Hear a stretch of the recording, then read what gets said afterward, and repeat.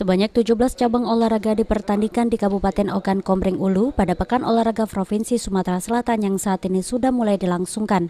Di Ogan Komering Ulu sendiri, cabang olahraga basket sudah mulai dilangsungkan di Gor Batu Raja. Dari pantauan PAL TV di lapangan, perhelatan tersebut tidak menerapkan protokol kesehatan, baik penonton maupun panitia pelaksana dan ofisial. Tidak hanya itu, di lingkungan Gor Batu Raja banyak yang tidak menggunakan masker. Terkait hal tersebut, Ketua KONI OKU Supriyadi Yazid menjelaskan, dalam penerapan protokol kesehatan pihaknya hanya mampu melaksanakan cek suhu saja, dan panitia provinsi hingga saat ini belum ada kejelasan, bahkan sekretariat juga belum diketahui.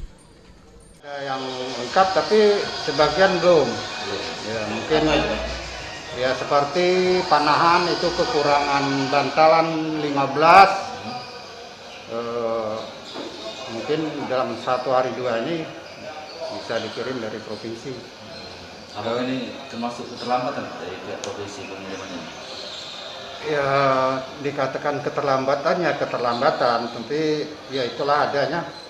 Kita tidak bisa mendesak. Contohnya saja kita SK PB sampai sekarang belum kita terima. Pak, maaf, kondisi ini cuma terjadi di OKU atau termasuk 2 kabupaten Ya, lain? semuanya 3 kabupaten ini. Kan penyelenggara pelaksananya itu cuma 1 provinsi, panitia besar provinsi.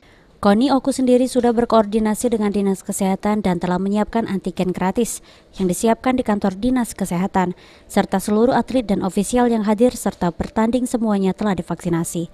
Ari Pranika, PAL TV.